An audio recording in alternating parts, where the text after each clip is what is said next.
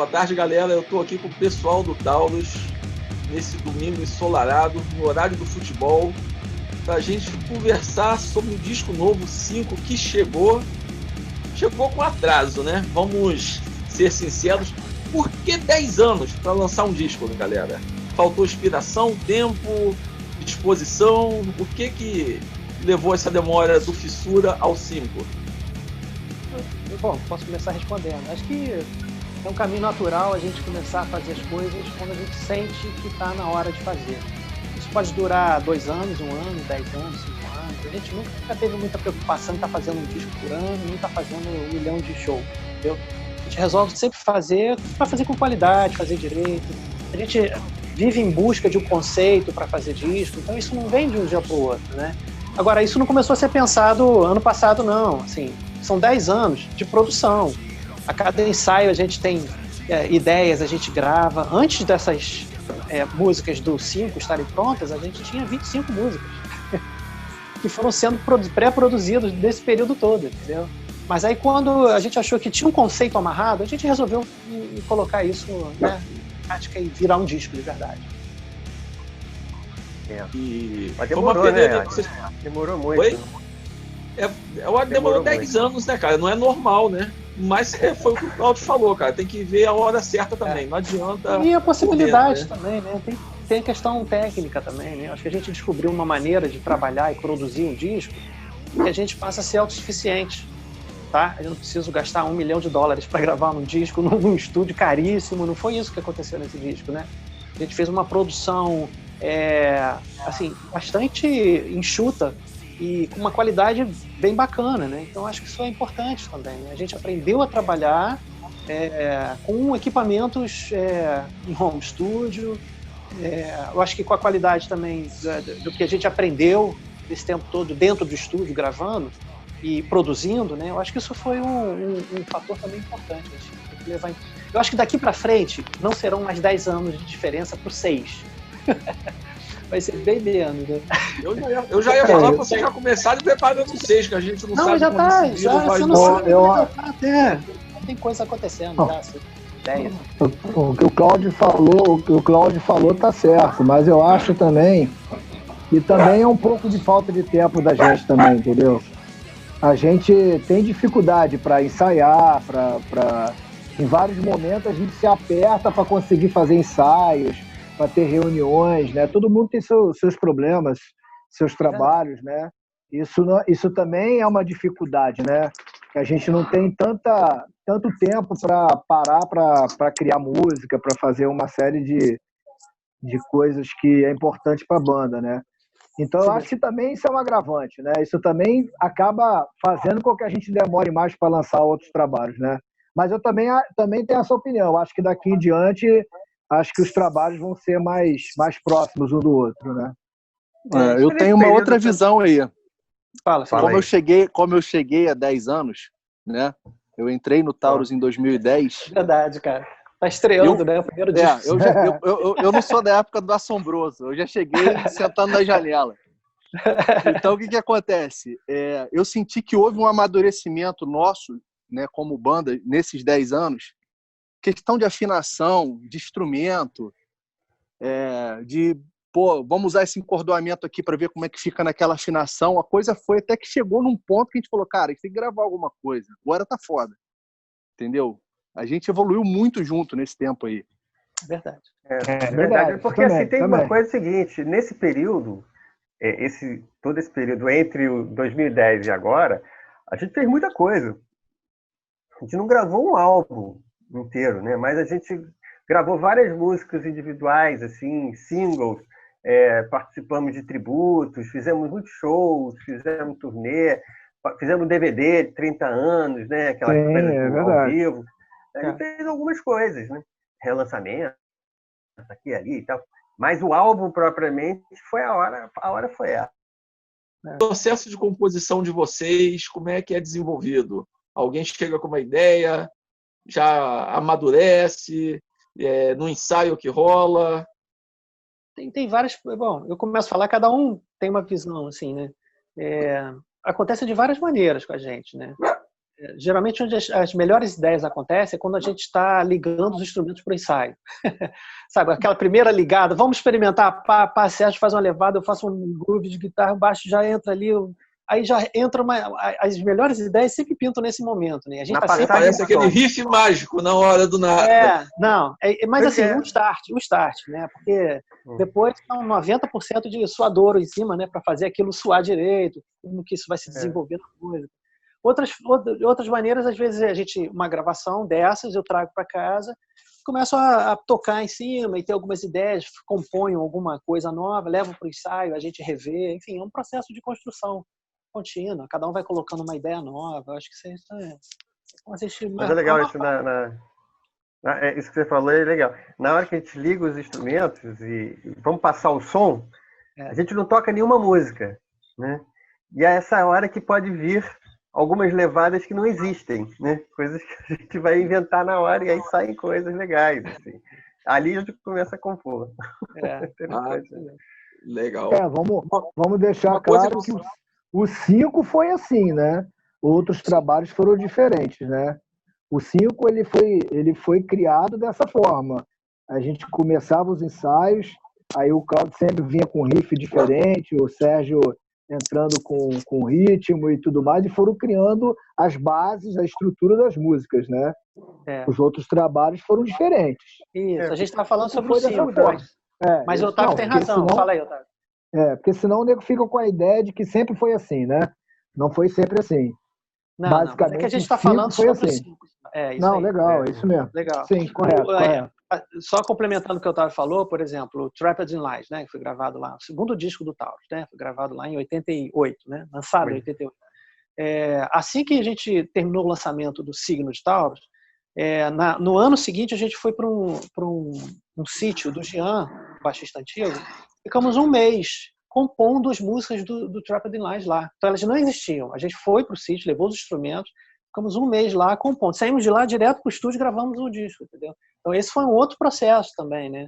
Mas assim, eu acho que dos últimos, sei lá, desde 2007, quando a gente voltou a tocar, né? Que a gente teve uma parada lá em 90 alguma coisa e voltamos em 2007 abrindo para o Testament lá no Canecão. Desde então, é mais ou menos esse o processo que a gente tem usado, né, Otávio? A gente ir tocando, assim, esse é o Taurus novo milênio, seria mais ou menos novo normal. O novo milênio seria isso, 2007 para cima seria isso. É um processo bem natural, né? Bem relaxado. Você chega, conclui. Eu acho que agora... Eu estou achando que agora vai ter algo a mais aí, diferente, com isso que a gente está fazendo agora, por exemplo, né? Online, né? Pode ser que isso comece também nesse período aí a fazer parte, mais parte das composições também. Com certeza, depois que as coisas voltarem ao normal, elas não serão mais as mesmas, né? Sim, com certeza. Já está vendo o mundo de outra maneira, já está vendo a forma de fazer, já está pensando a forma de fazer as coisas, inclusive música de outra maneira, comunicação de outra maneira, tudo, né? Eu acho que a gente pensar hoje como vai ser, o futuro é logo ali na frente, né? É um pulo aqui, né? Então, como que vai ser essa relação de criação musical? A gente não está contando com o desenvolvimento tecnológico que já está acontecendo agora, porque a gente estava defasado em relação a isso, né? No lidar virtualmente com a criação, né? Nesse sentido, a gente cria um do lado do outro. Usava a tecnologia na pós-produção, ali depois. Agora, durante esse evento que a gente está vivendo de pandemia, né, as novas tecnologias, as novos equipamentos, enfim, que vão ser criados para suprir essa necessidade, a gente não tem muita ideia ainda de como vai ser, né? Eu acho que vai ser muito facilitada essa relação do contato virtual, e não só virtual, né, mas assim, as técnicas e tecnologias que vão facilitar esse acesso. Com certeza. O Sérgio me falou uma coisa também muito legal, cara, que eu trabalho muito assim. Quando eu penso em alguma coisa, a primeira coisa que eu faço é desenvolver o conceito, cara. E dentro do conceito eu vou desenvolvendo o projeto, né? Que foi mais ou menos, eu acho, como vocês lidaram para desenvolver o disco 5, né? Qual a ideia inicial o que vocês pensaram inicialmente para esse disco? havia um feeling de fazer algo mais pesado, havia uma influência de toda essa parte aqui. Olha quem chegou aqui, ó. Maneiro. Legal, cara. Esse aí é o dono do lugar, né, cara? É minha gatinha aqui, minha assassina Legal. de elite. Mata Muito tudo maneiro. quanto que é bichinho peçonhento. Mas vamos lá. Muito bom, muito bom. Não corta ela não, hein, Santos? Faz parte. O disco 5, ele faz parte. O disco 5, eu acho ele um disco muito homogêneo, cara. Muito amarradinho, muito assim, parece que todas as peças estão encaixadas. Parece um quebra-cabeça que foi montado, encaixou direitinho e saiu o disco 5, né? O que você pode dizer dessa parte conceitual, dessa parte lírica do disco? Não, o trabalho, desse novo trabalho, 5, o conceito, o Tauro sempre procurou, primeiramente, falar do lado político, social, assim, econômico, né? A gente sempre teve uma linha dessa, né? Você pode ver que os trabalhos sempre têm esse tipo de assunto, né? E como a gente está vivendo um momento muito polêmico, não só no Brasil, como no mundo inteiro, né? A gente procurou trabalhar um pouco esse conceito humano, né? do social que está acontecendo, desses conflitos políticos, né? Então, acho que as letras estão amarradas em cima disso, né? E aí, nada melhor para falar de um assunto desse como as músicas que a gente usou. Você vê que as músicas estão mais pesadas, né? Com a sonoridade bem forte, né? Umas com a pegada mais rápida, outras com as pegadas mais lentas, mas sempre com um tom mais carregado, mais sombrio, né? Como Dark Phoenix mesmo, Mãos de Ferro, né? E as músicas mais aceleradas, como O Pior Pesadelo, mas sempre com essa visão, né? Esse tipo de assunto que eu acabei de falar, entendeu? Aí a galera aí continua aí com o que mais quer falar isso, pessoal. Mas é isso mesmo. Esse disco, só fazer uma observação, esse disco é o disco do Taurus mais ligado à realidade, digamos assim, ao momento que se vive. Sim. Mas a construção de um conceito, assim, quando a gente voltar aquele papo do conceito, vem muito assim de como que a gente está vendo as coisas acontecerem, né? O conceito, para mim, ele não vem antes da experiência, né? A gente está vivendo experiências assim já há algum tempo, né? E a gente tenta de alguma maneira externar isso numa linguagem que é a música que a gente usa, né? Então, assim, a partir do momento que a gente toma consciência de que isso vira um conceito, desses significados, né, que vão virar um conceito para a gente, as músicas começam a fluir, os assuntos começam a fluir, os títulos das músicas começam a fluir, e a gente começa a construir o caminho a partir dessa indicação, né, do que foi esse conceito gerado pelas nossas vivências, pelas nossas conversas, pelo que a gente está vivendo no mundo, né?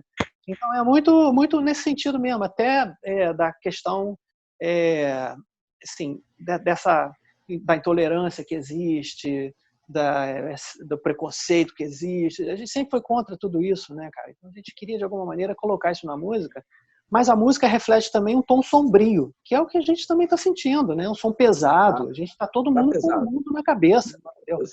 Então, e é engraçado que assim, as 3 primeiras músicas que deram origem... Quer dizer, não foram as 3 primeiras músicas compostas para esse disco, mas foram as 3 músicas que reuniram esse sentimento, né? Coisa mais sombria, mais pesada. Foram justamente as mais pesadas do disco. Foi Dark Phoenix, foi Mãos de Ferro e Distopia. As 3 músicas mais pesadas. Todas elas saíram num pulo juntas, com os conceitos já bem definidos, com a sonoridade já bem definida. Entendeu?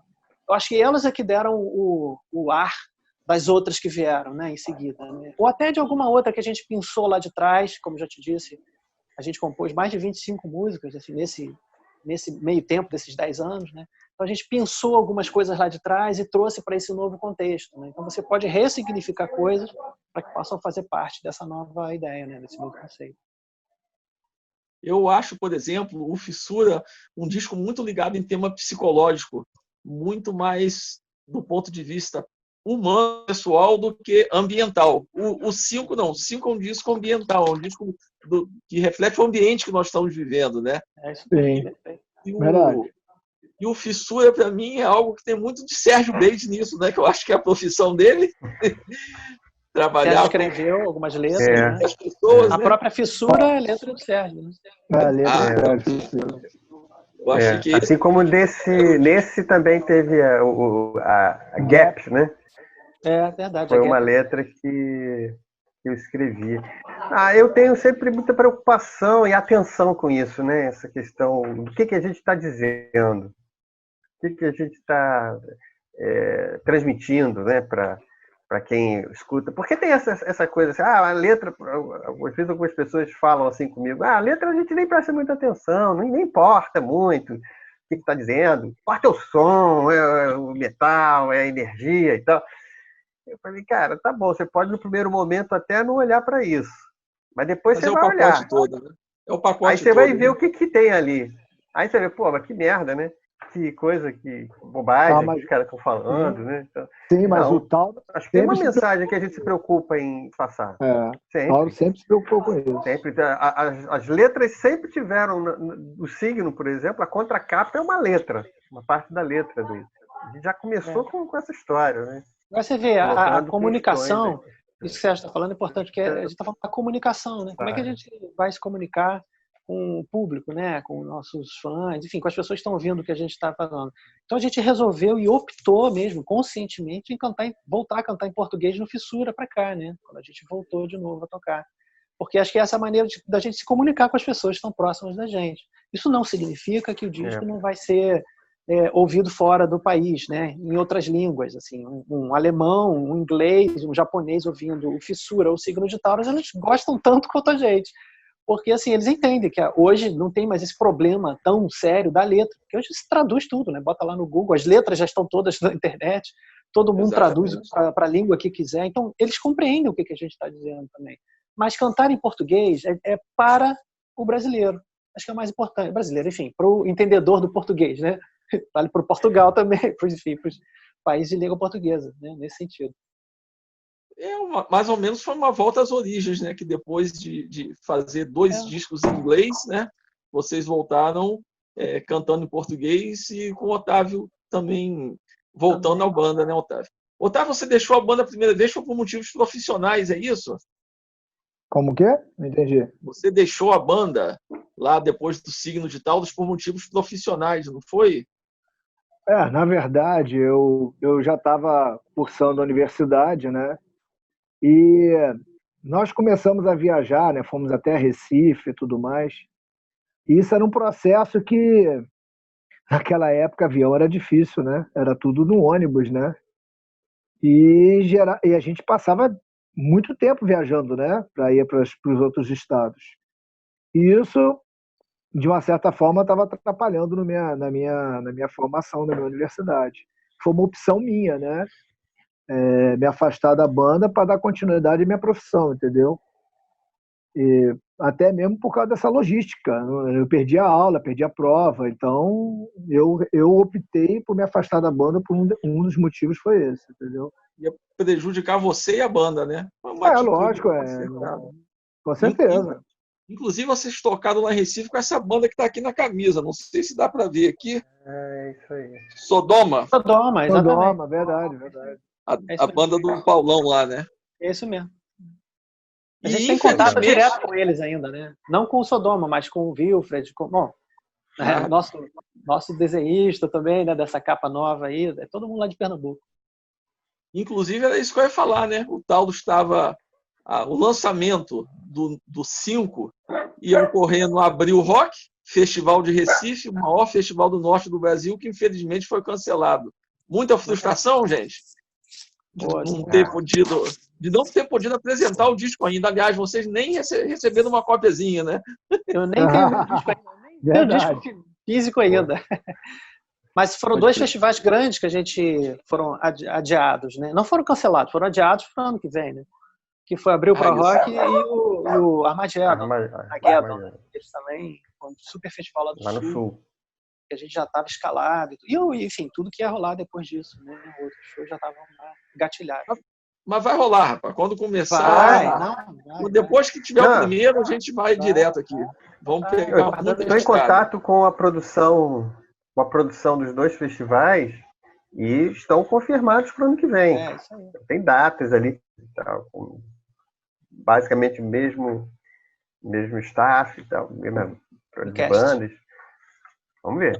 Ano que vem eu tenho um compromisso com vocês também, hein? Que é de arrumar um show internacional para vocês, que não é possível. Aquela nossa ideia, né, cara, de repente fazer. Exatamente. Eu consegui levar o Zulimão agora para Assunção. Provavelmente a gente começa por Assunção, que é um lugar que tem 2 festivais legais lá que eu estou apoiando, entendeu? E o público lá é um público fiel, é pertinho, a gente viaja. Mas a gente ainda tem a América Latina toda para correr, depois Europa. Exatamente. Mas vamos chegar lá.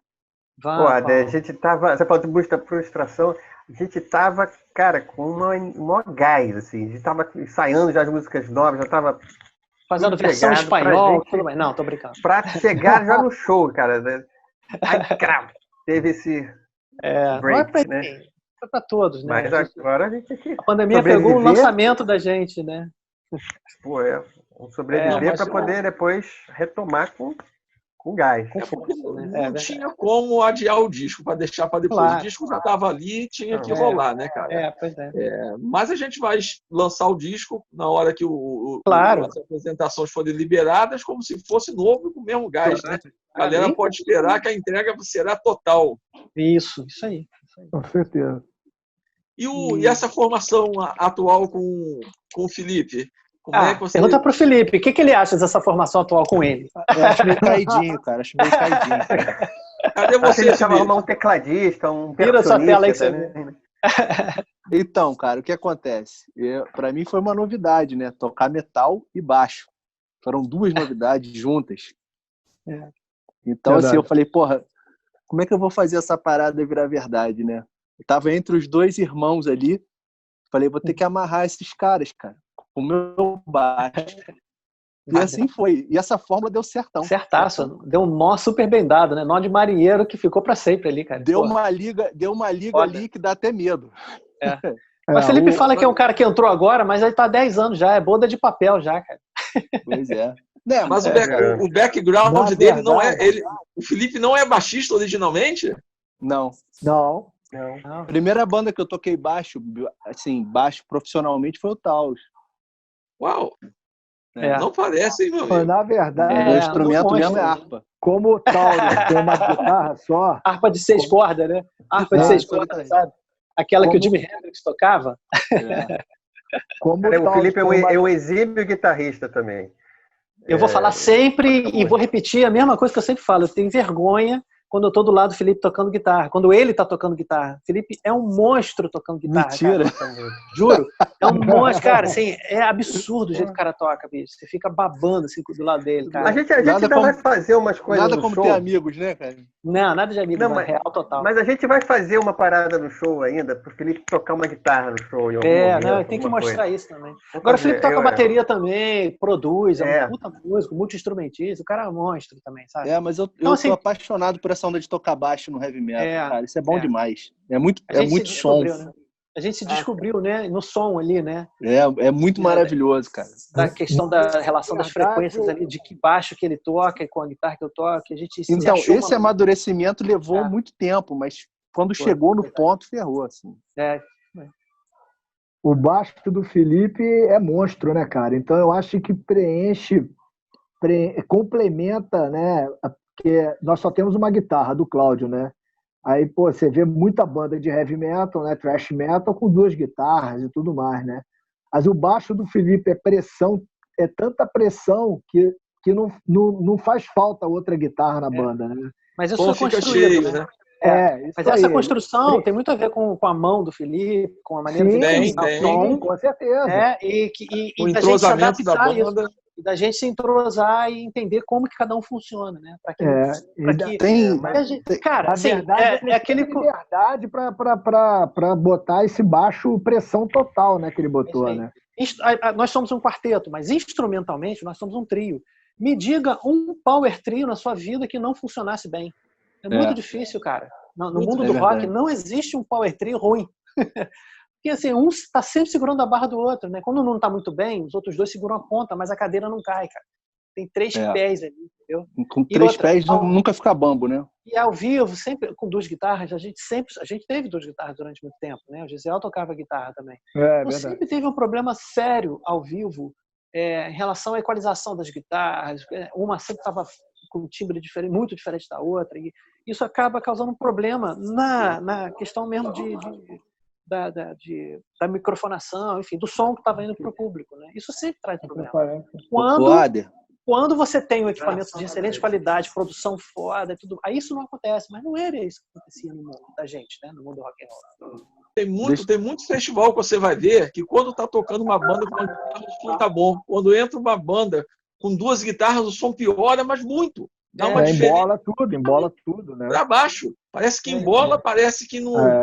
O que o Cláudio falou, que as guitarras não estão no mesmo tom, não estão na mesma sintonia, que há um delay entre as duas. Isso é amadurecimento. E amadurecimento que eu chamo de assim, educação da banda, nesse sentido, né? Assim, aprender a tocar junto não significa um tocar mais alto do que o outro, tocar mais forte que o outro. Não é isso. Tem que tocar como um instrumento único. A banda, bateria, baixo, guitarra, tem que estar junto, né? E isso tem que se educar, né? Não tem que ficar olhando para um umbigo, que o meu instrumento tem que estar mais alto. Não tem isso, né? É questão de timbre, de entender o lugar de cada um em relação à frequência. Eu acho que isso é um amadurecimento nosso, né? Meu, do Felipe e do Sérgio também, como músicos e como, né, trabalhando muito tempo com isso. A gente aprende a trabalhar, né? Com o instrumento, né? Com a frequência, com o papel de cada instrumento, até no próprio arranjo também. Os arranjos a gente também monta a partir disso. Eles não são do nada. Não é à toa que tem uma base de guitarra ali, o baixo está fazendo uma outra coisa. Não, tem um porquê disso, né? Eles não estão à toa distribuídos dessa maneira, entendeu?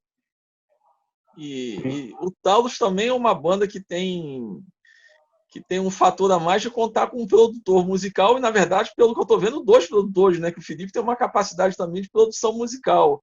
Também. Então, vocês têm os skills e a capacidade de acertar o som rapidamente, de diagnosticar, né, o som que vocês querem, né? Ao vivo, então, o Felipe sempre salva todo mundo.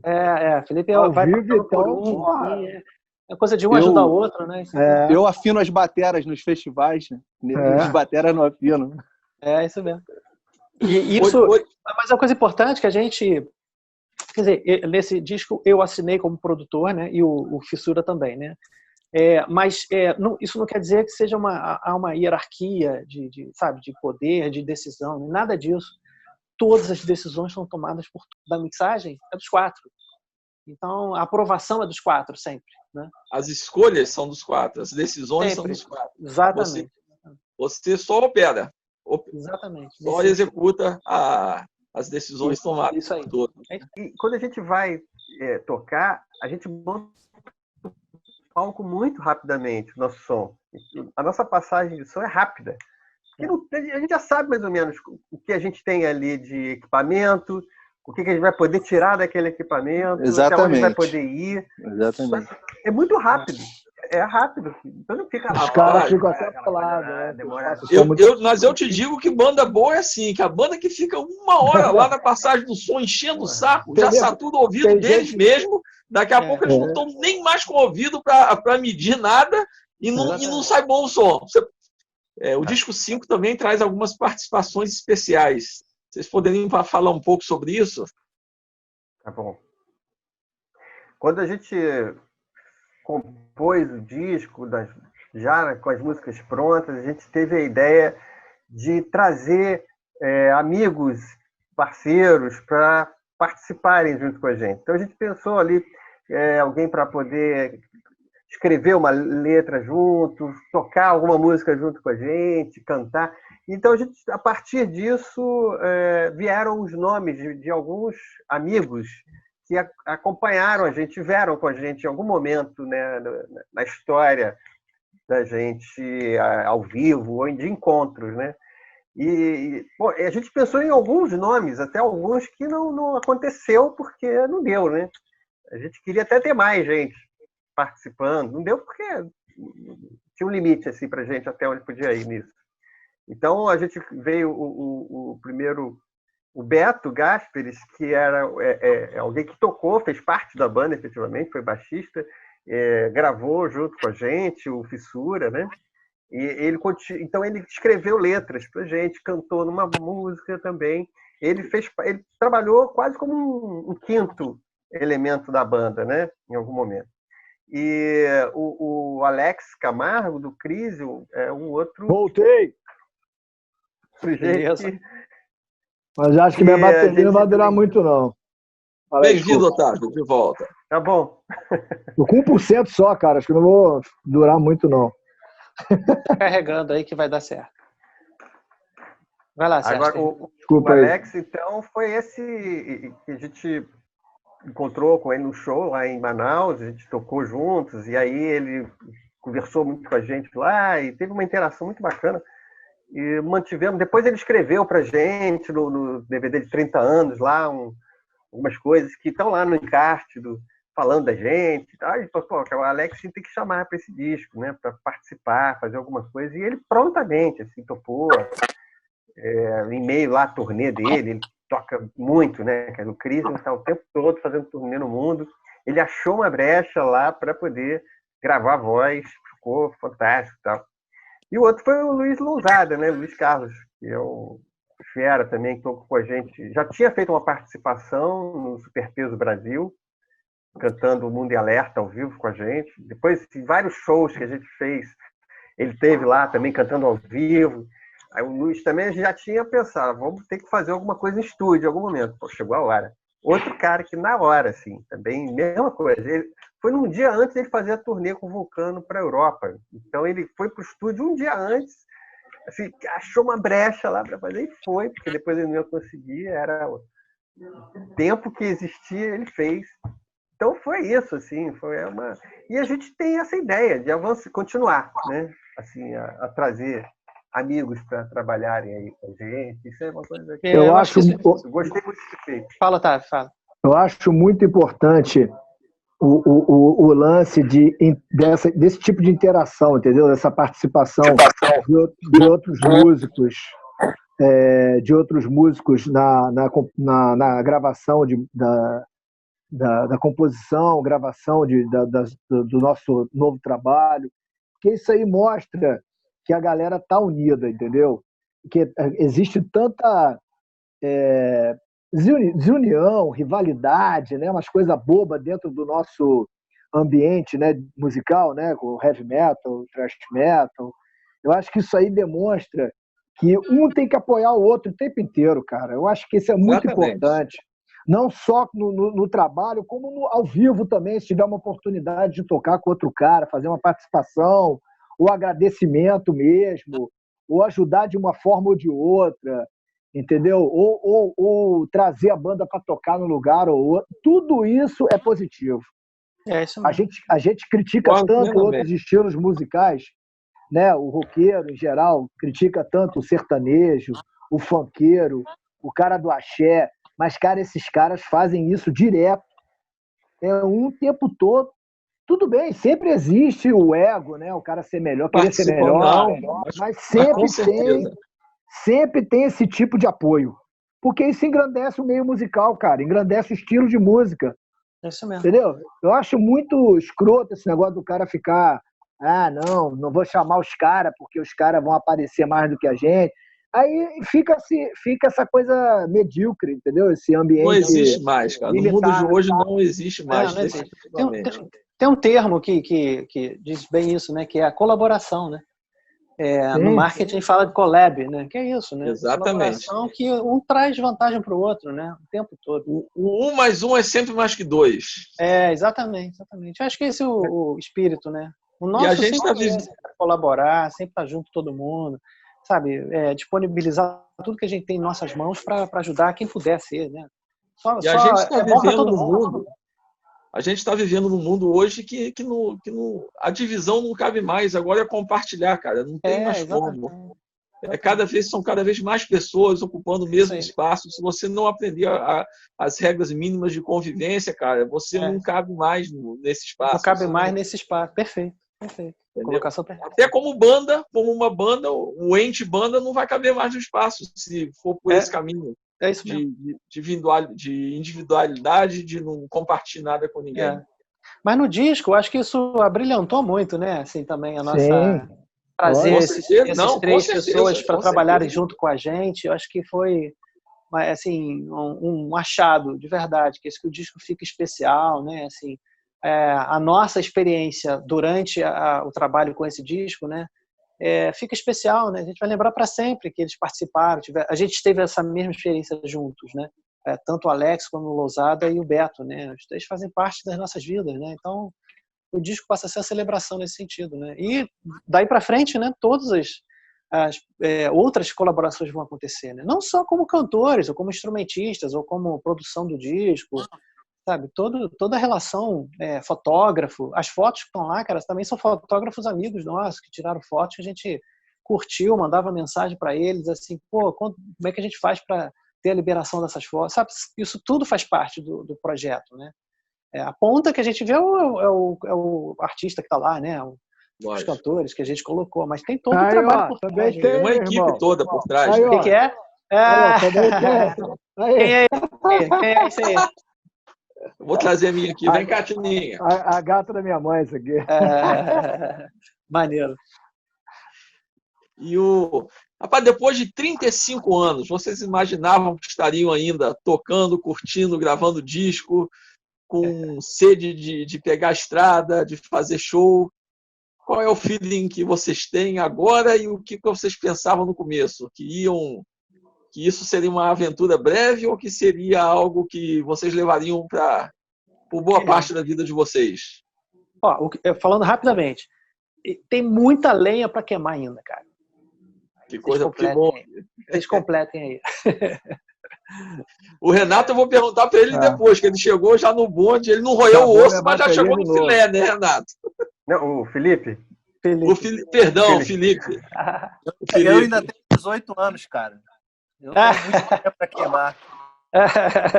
Olha, você sabe que para mim é muito legal a sua pergunta, assim, eu passei por momentos diferentes. Eu te responderia assim, por um momento inicial eu queria, sim, viver, tocar até 100 anos de idade.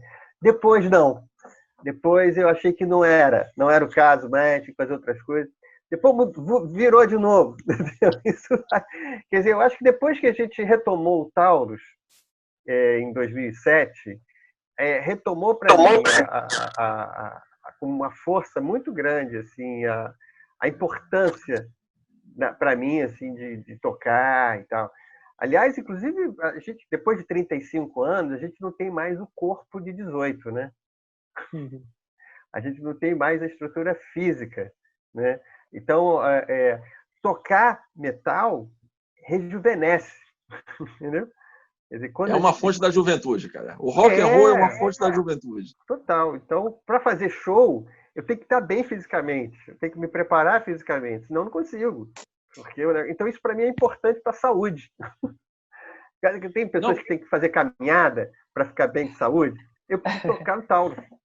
Você tocou num ponto importante, que o conceito mudou muito. Hoje o músico ele é muito mais preocupado com a sua atividade física, e o Otávio sabe disso, que é da área, com a sua forma física, com manter uma boa saúde, porque ele sabe que isso é fundamental para a profissão de músico hoje.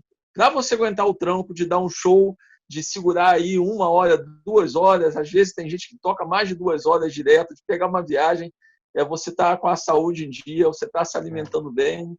E é totalmente o oposto, né, do que era antigamente, que todo mundo pensava que a vida do rockstar era uma loucura total, né?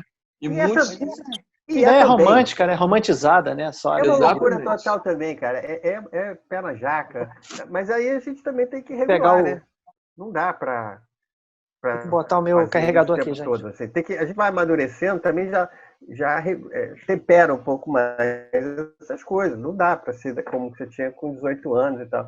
Isso é uma parte, está falando da coisa física, mas tem também o encontro com os caras que estão aqui, né? O encontro com o Felipe, com o Otávio, com o Cláudio, para mim, quando a gente se encontra para tocar, para estar juntos, para ter uma convivência entre nós, é muito legal.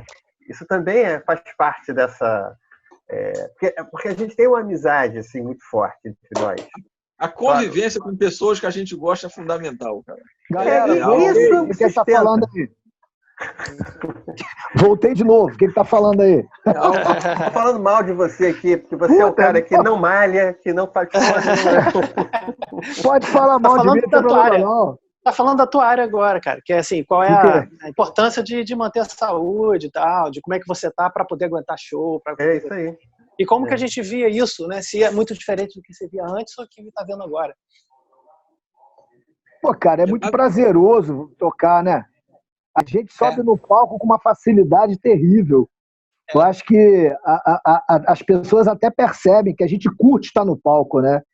A gente tá ali. Eu acho que nem é profissionalmente. O tesão na parada tá acima do profissional ali, entendeu? A gente curte estar ali e a gente vê que o público é recíproco, né? Canta as músicas, né? O signo de Taurus foi muito importante, né? No percurso, né? Que a gente vê que a galera curte muito, né? Mas aí a gente percebe, quando eu voltei, o meu retorno para o Taurus, vou falar particularmente a minha parte, quando eu subi no palco e vi aquela galera toda cantando as músicas, aquilo ali me emocionou pra caramba. E eu percebi a importância, né, da gente estar ali tocando pra galera assistir, né, curtindo a gente, se identificando com a música, né? Isso é um lado importante do português também, que a galera se identifica com as letras, né? Entende o que a gente está falando, né? Junto. É isso aí, porque a galera ouve a maior parte das bandas em inglês cantando, curte o som, a batida, né? O riff lá da música, mas a maioria não sabe o que tá ouvindo, né? E quando a galera ouve o cara cantando em português, eu acho que o pessoal se identifica com a letra, com o que está falando, do assunto, sem falar do ritmo, do riff, tudo isso, né? Agora, é inegável que quando a gente vai passando tempo, a gente vai ficando mais velho, e assim, fazer 2 shows em 2 dias seguidos... Sim. Pura, cara. Você tá muito bem preparado, focado, porque quebra tudo. Dia seguinte você não consegue levantar um dedo, né? Cara, a cabeça, o pescoço, porque... Cara, assim, quem viu o show do Taurus sabe que a gente agita pra caralho, cara. Eu bato cabeça pra cacete. A entrega é total, cara. Total, cara. Acaba um show, assim, 2 quilos a menos, de verdade. Você deixa suor, você deixa sangue, suor e lágrimas lá. E desopilo a entregar aquela apresentação de gala pro público, né, cara? É a nossa caixinha preta mesmo, desopila o fígado ali, né? Mas é importante ter saúde. Então, assim, não dá pra enfiar o pé na jaca, sabe, no dia do show. Depois, beleza, mas antes, cara, tem que ficar pianinho. Não dá conta, entendeu? Eu lembro que teve um show que eu tava... eu entrei no palco, eu comecei a agitar, de repente eu agachei, mas quando eu agachei, cara, eu não consegui... O Felipe lembra disso. Faltou força na perna, bicho, pra subir de novo. Aí eu fiquei ajoelhadão lá, fazendo. Mas é porque eu não tinha conseguido, a perna desandou ali na hora, bicho. Eu falei, cara, tem que estar ligadaço. Não dá pra ficar jogando bola antes de te tocar. Não dá pra ficar indo à praia antes de jogar. Não dá, bicho. Tem que estar preservado para tuas energias ali para aquele momento. Entendeu? Mas isso até negócio de jogar bola, cara. O pessoal briga comigo, Felipe, principalmente. Porque eu tenho jogado um futebol aí, né? Não é irresponsável. Baterista jogar bola é uma irresponsabilidade. Assim, Eu parei com a profissão. Teve uma vez que eu tomei uma bolada no dedo, eu tinha um show uma semana depois. Meu dedo ficou desse tamanho, cara. Foi horrível. Fiquei tratando assim, o tempo todo. É muito perigoso mesmo. A gente tem que se cuidar também, né? Eu ainda jogo, mas mais devagar. Eu não concordo, cara. Eu não concordo. Acho futebol muito mais perigoso do que, por exemplo, você fazer um jiu-jitsu, sacou? Um judô. Verdade. Porque você não espera. De repente você toma uma pancada ali e fica um ano com o pé sem poder tocar em uma mão, imagina. Eu acho uma Otávio, quem tá falando isso é o Felipe Melo, hein? O Palmeiras trouxe o Felipe Melo para ter mais agressividade. O Taurus também, né? Mas o futebol tá o Felipe Melo. Professor que mandou fechar o gol. Para fechar o gol, né? Fechar a defesa ali. Me chama para MMA, mas não me chama para um futebol, cara. Não, mas é verdade. Tem esportes que são realmente perigosos, né? E quando você tá fora de forma é pior ainda, né? Pior ainda. Machuca mesmo. Pior ainda. Com certeza. Acabou minha bateria de novo, galera. E não só isso, né? Assim, a própria questão instrumental mesmo, né? Assim, eu tive uma tendinite, isso lá nos anos 80, né? Cara, que eu fiquei 6 meses sem poder encostar no instrumento, cara. Por causa disso, né? Assim, é usar o instrumento sem saber técnica direito, sem fazer alongamento. Esse tipo de aquecimento que se faz antes é importante. O Otávio sabe disso. Né? Você teve uma espécie de LER, né? Lesão por esforço repetitivo. Você está fazendo um movimento sem se preparar para tal, né? Exatamente. Aí você aprende a lidar com o teu corpo, né? Então, acho que desde lá de trás eu aprendi a lidar com o meu corpo, né? Fiquei com o braço engessado, assim, foi traumatizante, né? Essa tendinite foi muito traumatizante. Mas venci, enfim, aprendi a usar o corpo de uma maneira que não se estrague nesse sentido, né? Vai durar mais tempo, né? No fundo é isso, né? Estou dizendo que você tem que deixar de fazer tudo que você está a fim de fazer, de sair para balada, fazer o que tu quiser, beber o que você quiser, faz tomar o que você quiser, moderadamente. O que você quiser. Cara, mas assim, tem outras questões na tua vida que você também pode levar em questão, né? Assim, para poder fazer as coisas funcionarem. Né? Então tem hora para tudo, é isso, só isso. Felipe, você lembra do primeiro show com o Taldas, quando você subiu no palco? Lembro, cara. Aquela malucada lá do lado de baixo. Foi marcante, né? Foi marcante. Conta aí, Felipe, a experiência. Eu fiquei apavorado. Foi lá em Belém. Era lá a galera é fanática. Era uma casa de show que tradicionalmente rolava axé na casa. Então, nem eu, nem os seguranças da casa tínhamos visto um evento de metal na vida. Cara, foi até os caras entenderem que as pessoas subiam no palco e pulavam e estava tudo bem, eles levaram os 3 para a lona. Porque eles acharam que era uma invasão. E tudo acontecendo ali no meu pé. Eu falei, porra, meu irmão, a porrada vai comer aqui. Pra onde que eu fujo? O cara subiu no palco para fazer o mosh, né? Stage dive, mas os seguranças não entendiam. Faz parte do ritual, né? Mas os caras não sabiam disso, né? O cara achava que estava invadindo o palco, né? Tem um vídeo no YouTube, cara, que alguém postou. E tem um garotão sobe no palco, assim, para pular todo feliz, cara. O segurança puxa o cara igual um pano lá de cima. Eu falei, a minha cara, assim, com o olho desse tamanho, olhando pro cara, pô, vai matar o garoto, cara. Você chegou a pensar, o que eu tô fazendo com esses caras aqui? Total. O que eu tô fazendo aqui, meu irmão? Mas acho que na terceira música tu caiu na real. Entendeu, né? Entendeu ali qual que era. Acho que era teve mais músicas pra ficou saliente. Já falei, só não quero outra vida agora. Já que é isso mesmo.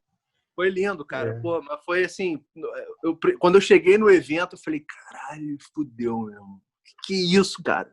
Todo mundo assim, porra, com aquelas roupas e tal, eu não entendi nada. Mas foi muito foda, muito maneiro. É porque isso é uma demonstração de carinho, né, cara? Assim, os caras, pô, abrir roda, né? De pessoal batendo, né? Subir no palco para pular stage dive, isso é uma prova de carinho, cara, de que estão curtindo o que você está fazendo. Com certeza, de cumplicidade total com a banda, de ser fã de legal. Pô, cara, quando eu vejo roda acontecendo, abrindo, eu falei, cara, que maneiro, cara. Assim, pô, felicidade, assim. A roda hoje já a galera, geralmente, os cantores hoje já pedem até para ter a roda, já pega o dedo assim e gira. Isso aí. Eles chamam de wall of death lá fora, né? Ele já entende qual é, né? Já entende. Mas é porque, cara, eu acho que para uma banda, né, tem muita banda que só se reúne para gravar disco, cara. Eu acho que a experiência ao vivo é insuperável, cara. Esse contato com outras pessoas, a energia que rola, de você estar tocando sua música. Perfeito, você falou. Não só em relação à banda, né, mas em relação ao público também, né? Essa coisa de ir aos shows e ter essa experiência do show, de assistir um show, de ter aquela pressão sonora batendo no teu peito. Cara, nenhum fone de ouvido vai proporcionar isso. Nenhum, cara. Então, assim, aquelas experiências que acho que tem 3 experiências que todo mundo tem que ter na vida. Uma é ir a show de rock, com PAzão batendo aquele grave no teu peito. Outra é um ensaio de escola de samba, que vocês vão ver a mesma pressão batendo no peito de vocês. E a outra aí num concerto de orquestra, cara. Também aquela pressão que a gente acha que não rola, dos arcos, dos violoncelos. Aquilo, cara, é uma pressão que faz o cabelo andar para trás, igual um amplificador na tua cabeça, a mesma coisa. Com certeza. Tive as três experiências. Em algum momento da sua vida, você passa a ter essa experiência. Meu primeiro show foi com 13 anos de idade, cara. Van Halen, em 1981, no Maracanãzinho. Eu nunca vou esquecer, cara. Entendeu? O garoto de 10, 11 anos que for ver que o primeiro show foi o Taurus, ele nunca vai esquecer, cara. Ele vai falar de vocês pro resto da vida, cara. É isso mesmo. Eu me lembro lá em Recife, né? Como tinha criança lá, né? Um show em Manaus que a gente fez também, que o pai, já, assim, fã da gente, já tinha um filho, né? Levou o filho, eles subiram no palco, ficaram no ladinho assistindo. Ao final, o garotinho foi falar com o Otávio deu o bracelete dele pro moleque. Cara, o moleque ficou numa felicidade, cara. Foi assim, inesquecível. Eu não me esqueço da cara do moleque recebendo esse bracelete. Não, e o moleque nunca vai esquecer isso, cara. Te garanto. A gente tem a foto desse menino. Esse menino tem. Com o pai, né, com a gente. Ele tem que resgatar isso aí. É muito interessante. Por exemplo, você conhece a história do Sérgio, por que ele virou baterista, né? Não, eu não conheço, não. É porque o irmão queria guitarra e obrigou o cara mais novo a tocar bateria. Escuta essa história. Irmão na banda, ouve isso aí, né? Lá no primeiro Rock in Rio, primeiro dia do Rock in Rio, show do Iron Maiden. Lá no final, a gente espremido o dia inteiro, lá em 85, né, lá no Rock in Rio. No final do solo de bateria do Nico McBride, baterista do Iron Maiden, arremessa a baqueta para o público. Quem é que pega essa baqueta?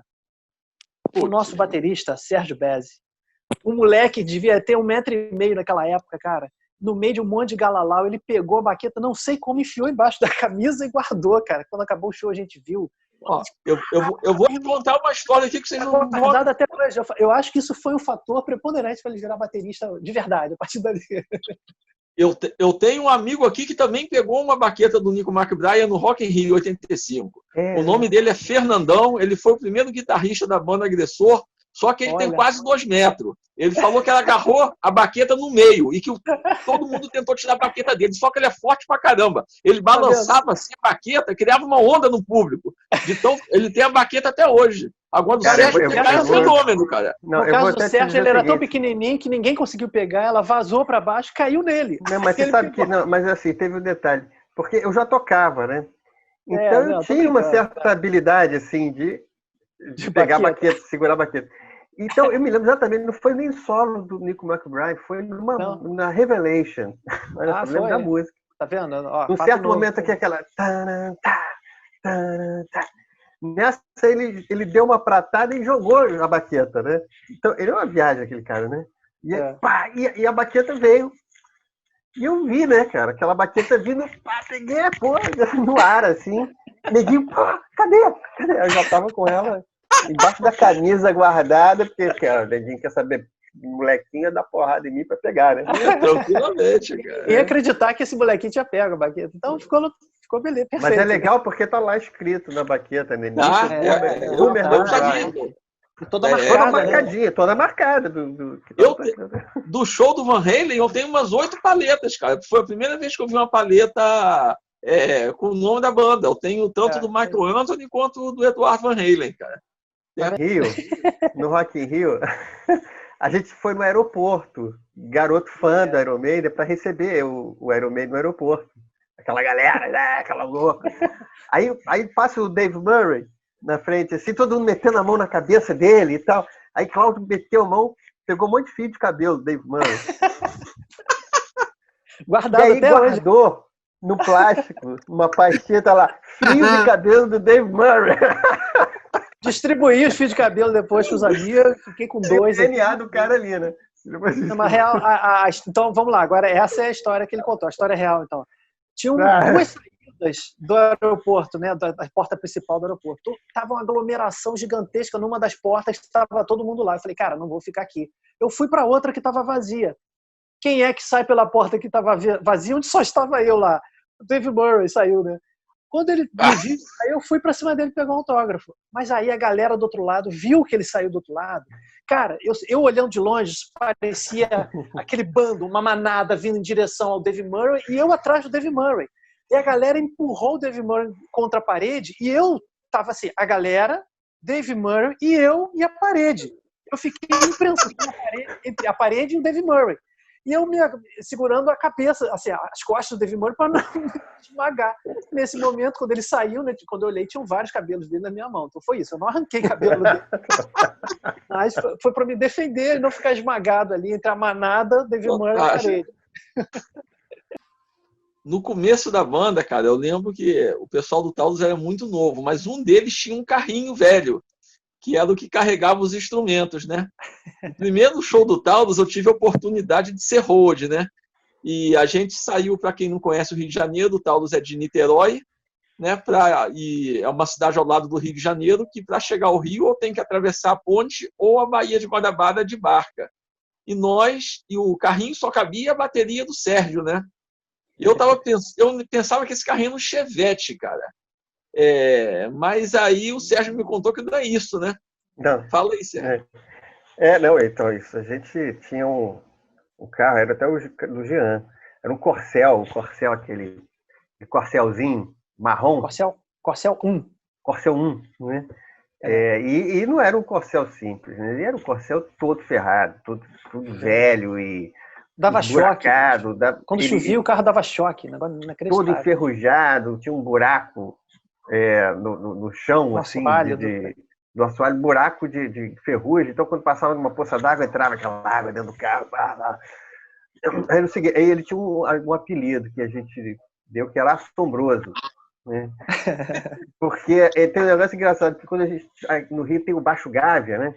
Que era o lugar onde todo mundo se reunia, o pessoal todo, do rock, do metal, Point, então, sábado à noite, todo mundo para lá para conversar. As tribos, né? Em punk também, gótico. Era o ponte das era tribos. Quinta, sexta, sábado e domingo. 4 dias. E a gente ia para lá, né? Ia todo mundo pro Assombroso e vamos embora. Só que ele tinha um problema, uma porta dele não abria. E a que abria, ela dava um tranco, assim, dava um estalo, que ela estava empenada. Então a gente parava o carro longe e quando dava aquele pá, aí o pessoal depois fala... Já sabia. O pessoal estava chegando.